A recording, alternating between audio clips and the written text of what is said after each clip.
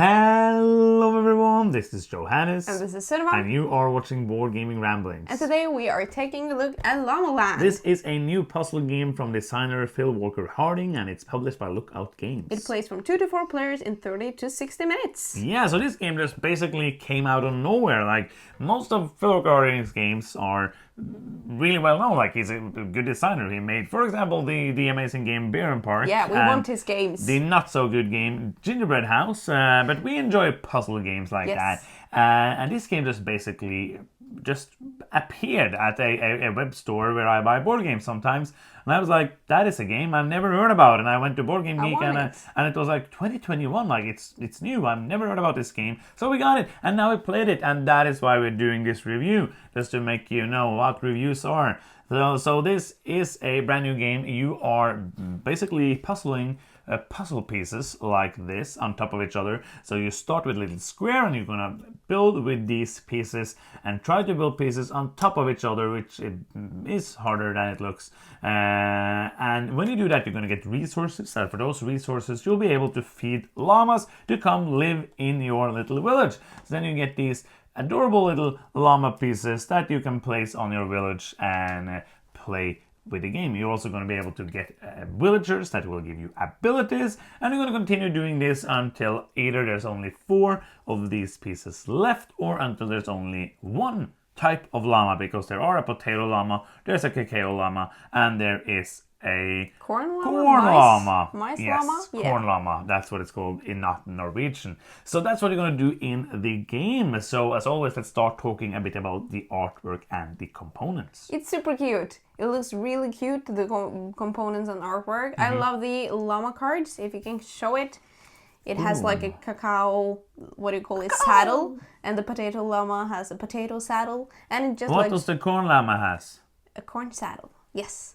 And it feels like it looks cool when you're trying to puzzle it together, but it just like looks nice. And also I really like fun details on the artwork. Like, all of these llamas has kind of a personality. So some of them are angry like this one, and some is happy, and they look really, really nice. Yeah, I agree. And the artwork generally I really enjoy. Like, the villagers have this kind of weird, like it looks kind of weird, like they look more like meeples than they do anything. So they're made kind of like meeple persons, which is really, really nice. Yeah, I agree. And the cardboard quality is good. Everything, I really enjoy the component quality. Yes. And the artwork. I agree. Anything you want to add on the artwork? No. And the components? No. Anything at all? No. Okay, then we're gonna go on to talk about the player count and the playtime. So we have played this 2 and 4 players. The box says it should take like 30 to 60 minutes. We have played our 2-player games in about 30-35 minutes and 4-player games in about 45 minutes. So I think that is a very nice time period. Like time period, a period of time. It didn't feel like it overstayed its welcome to me. No, not at all. And especially because you're trying to snag those llamas and those scorings pretty fast, which means that you get this little bit of a race feeling that you can't really get your resources fast enough. You want to have all of them.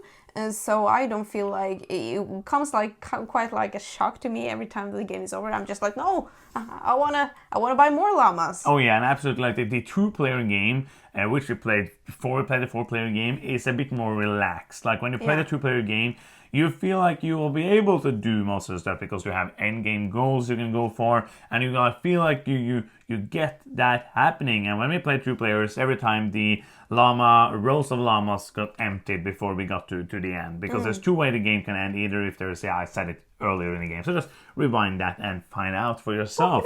And I really felt like the 4-player was like, oh, there's no more of this piece left now. Yeah. Like, super quick, because everybody seemed to want this kind of piece, so it was just gone after like 4 rounds. There was no more of this piece, and then you're gonna be like, oh, I need that piece and I cannot get that piece. So it was a bit more tight. I enjoyed it with both 2 and 4 players. Was there any, like, did you enjoy it more with 2 or 4?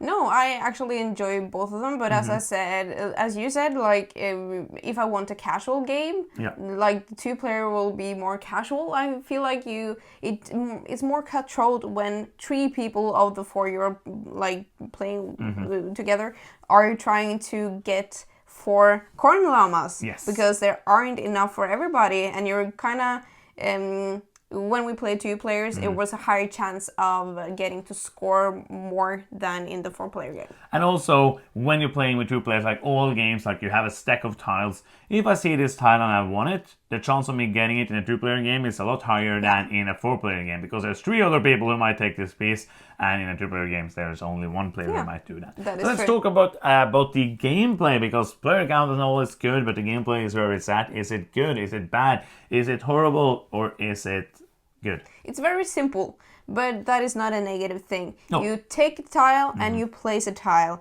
and you can either like expand in the first level of your playing field and then get to like bet for scoring. Yeah. Or you can place on top of something and try to get resources. And if you can take a llama, you will pay for the llama. So that is basically the game. You're actually feeding a llama. That's like you're not paying for it. You're feeding the llama. Giving it food so it will live with you. I'm not sure if llamas like eat potato. I don't know. I do not know enough about llamas. I would guess they did a lot of research before making this game about llamas. Yes. So as you said, you can bet on things, and that is a pretty cool mechanism. Like that makes it, and it adds something that really adds to the game more than just the puzzle, which I love. Like you have to love the puzzle. If you don't love the puzzle, there's not too much here.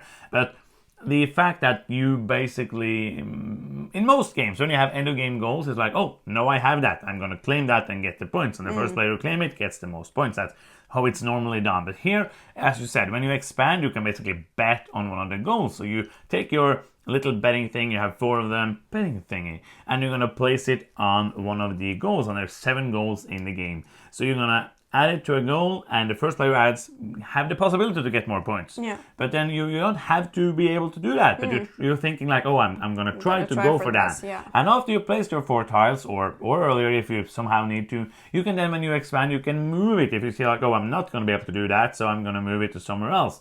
And that is a really, really cool mechanism. Yeah, and especially when you played with 2 players, it was kind of easier to get the goals done. But when you played 4 players, it was like, oh, I have no chance of doing that. Do I really want to play? Because later in the game, it's better usually to place on top. So do I really want to place a tile on the bottom that doesn't give me anything just to be able to move that? If I already have it, of course, I will get those points. But if I'm not going to be able to do that, I want to build it, put it over there instead. And I really like that mechanism. Yeah, I think it's really clever as well, because you said like in the end of the game you're more likely to place on top of things, and then you can't like add to your bids for the final scoring. Yeah. And that I like that if I don't then make it to a goal, it doesn't have any negative consequences for me. So it's just like a positive thing to put it out there, trying to be cool. And absolutely, and there are a lot of these gold cards. There's a lot of replayability. You have you use 4 of these blue ones, and I think there's like 8, 9, 10 of them. And there's also like a variant where you play for majorities instead. So there's a lot of different things here, which will not change the game completely, but will add and make it different the way you play and the way you place things every game, which will make it feel fresh for me. I really love the puzzle mechanism of this game, because it reminds me so much of number 9. If you have heard me talking about number 9 before, I absolutely love it. So it kind of builds on the principle that to build on level 2, you have to have like, you can't place on the exact same piece that you tried to show. Yes. So you have to place on at least 2 different tiles. You cannot place on the same one, Which makes it really frustrating, because these shapes are really clunky to fit together sometimes, and you think like, oh, I can place on top on there, and you're just like, no, I can't do that because it's the same piece or I'm missing. But you have these little like 1x1 square that you can tuck in that doesn't give you anything, but like allows you to build on top of something. Yes. Yeah, really like that. Like number 9 is this, like, it's, if you haven't played it, it's like a 5-minute puzzle game, 5 to 10 minute puzzle game.